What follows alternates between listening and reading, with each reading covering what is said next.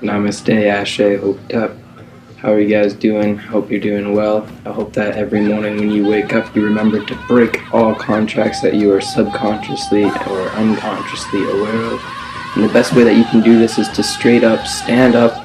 You can spin in a clockwise circle if you want to, but you just stand up and you say, and you proclaim that you have broken all contracts that you were subconsciously or unconsciously aware of. It's as easy as that.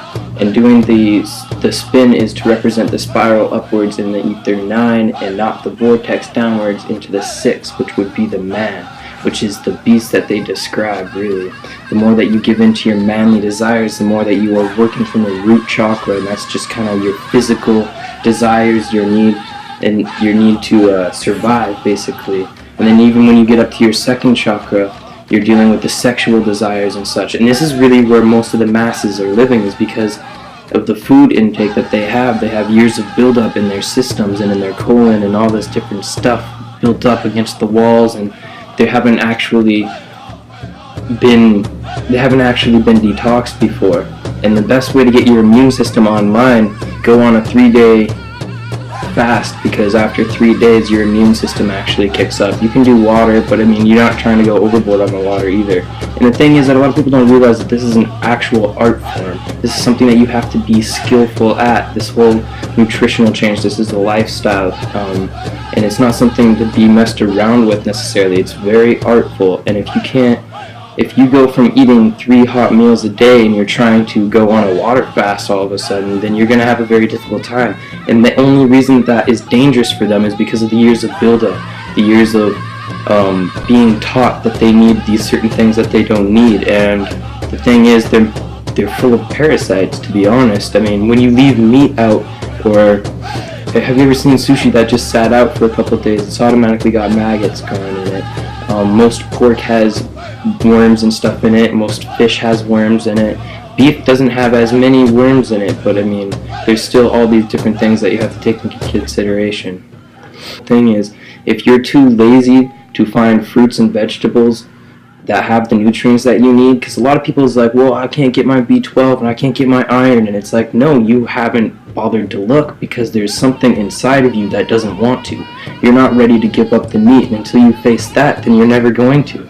You're never going to get beyond that unless you can recognize that you're looking for excuses, because it's cognitive dissonance.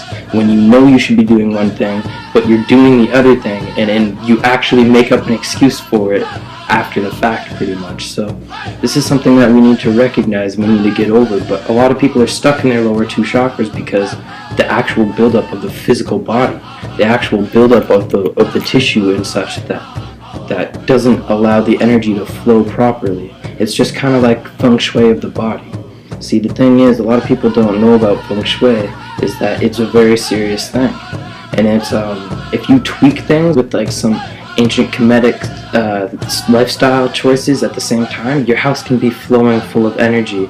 And I'm getting ready to really go into this, knowing where the proper place to put mirrors and stuff, because the thing is, just like in your body, you have stagnant energy that has gotten stale, and it's kind of like when you take a hose and you crank it and the water flow can't go properly. That's the same sort of thing that can happen with your energy in parts of your body. And this is really what yoga is about, is stretching and opening up different parts of your body that can allow energy to flow more naturally again. So what we need to be doing is feng shuiing our life, feng shuiing everything that you do, looking for the balance and finding the geometry in everything. Because when your vision is straight, then your world is straight. And if your vision is off, then your third eye can't match things up as easily. But if you have your head on straight, and this is why this is actually called the Atlas bone, right? Because it's the last bone that holds up your whole entire world, because it's your sphere of reality comes through here. And this is why it's actually helpful to look at different yantras. And the thing that people don't really realize about these images is that every image has a vibration, and if you get really in tune with your third eye and you really tune into this stuff, you can actually see the vibration coming off of everything that you look at. And this is really what people need to start coming in to realize is that everything that you take into your body is a source of food, because everything breaks down to sources of light, and that's all that everything is. Everything is everything. And so when you really realize that everything vibrates at a different frequency, you begin to actually tune in to its frequency, and you can harness, you can actually see pulsating vibrations off of different certain things, like different crystals that are out there, or like I said, yantras that can align your third eye and allow you to conceptualize and see the geometric patterns, because to understand the universe is to understand frequencies, vibrations, and patterns, and this is really what everything equates to. And when you can really truly tap into that, your powers are almost unlimited. When you understand that where your attention goes, your energy flows, then you're focusing your attention on here, but you're actually focusing your intent as well. And when you allow that to get into the crystal, it actually vibrates your intent, your healing intent from the crystal. The crystal is a catalyst. Each crystal and each rock and each mineral and each herb is just a catalyst behind the healing process. What you need to understand is that your mind and your body are in charge of what goes on in your mind and your body. So nobody has really ever explained to you, most likely, how to connect to the wind and how to feel beyond your own skin and how to connect to the fire and to the water and to the different elements.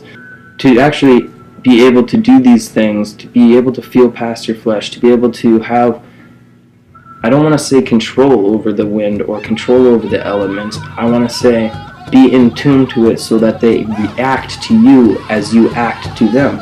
And it's just how the world goes. So as soon as you start getting back to nature more, as soon as you start to cleanse yourself of parasites, and as soon as you can start to see beyond the veil, be able to vibrate your third eye onto the right wave, and the more energy that you put into wanting to do this, the more energy that you're going to receive back. So when somebody has a hard time finding magic, it's all on them. And if you really want to see what's true, then get back to nature and try the things that I'm telling you, because they will work for you. Thing is that you need to realize, if you're, say, working with a flame, you need to shake yourself out. And I know that sounds weird, but this is dealing with, again, the feng shui of the body and stale energies and stagnant places. Just like that hose that's being pinned off and the water flow is getting messed up, is the same thing with your body. There's a lot of stale energies that will result in needing massages, because your muscles will start to cramp up. All these different things, you start to get headaches.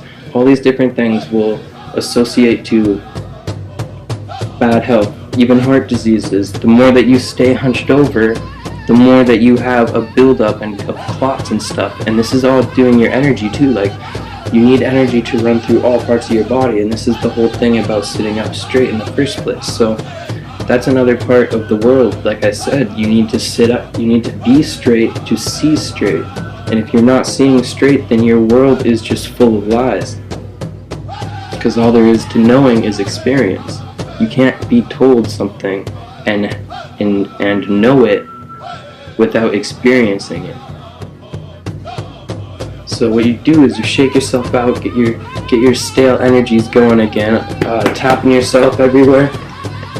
Like, it's better to do it on your bare skin, but either way, it's gonna get your receptors going. It's gonna allow you to start to feel it. And the thing that you need to tune in on is the fact that your heart is the main source of your electrical body. It is the highest electrical thing in your body, actually. It takes electricity to pump your blood through your streams, through your actual veins and through your arteries.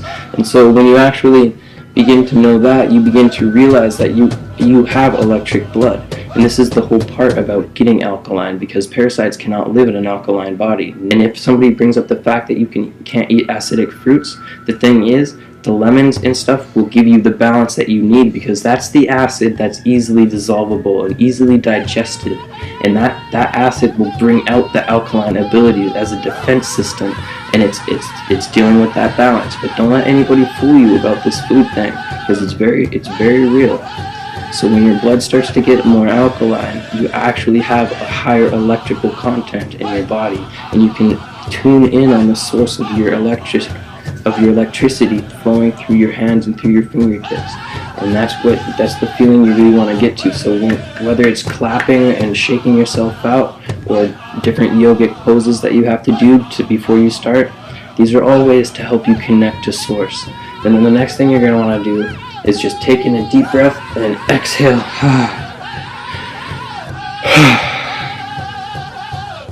And allow yourself to just fully deflate to the maximum point possible. And this is going to help you to just get rid of that stale energy, to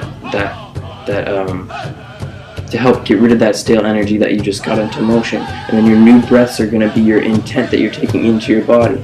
So this is what you're going to do. You're going to breathe in the intent to anchor your breathing out, to anchor the breath that you breathe out with the flame or with the ether that surrounds you. So you breathe in with the intent to anchor with the things around you, and then you breathe out and you allow yourself to be anchored. Now you can wave to trees, and you just wait, and the tree will wave back. Or you can start to mess with the candle. You know what I'm saying? Do different hand motions, and you'll see it start to take effect. So these are the different things that you can do to anchor yourself to your environment. And everything that I had said pretty much leading up to this was just to get you kind of more in depth and more in tune with what's really happening when you do this. Because if somebody tells you this, you're not going to believe it. But all my previous videos are to allow you to see the world in a different way, and to allow your third eye to be open. And I'm actually going to have, I'm probably going to make pillowcases with different yantras on it that vibrate to open your third eye and will assist in astral travels. And I mean, for myself, but if it's something that works out well, I'm going to make a whole bunch of them, and I'll be able to sell them for pretty low costs. And yeah, so that's just something to look forward to, or not forward to, because you don't want to be in a ward of the state. You don't want to go backward or forward. You're not going to the ward. You're not going toward. You're going ahead, and you're always moving ahead. So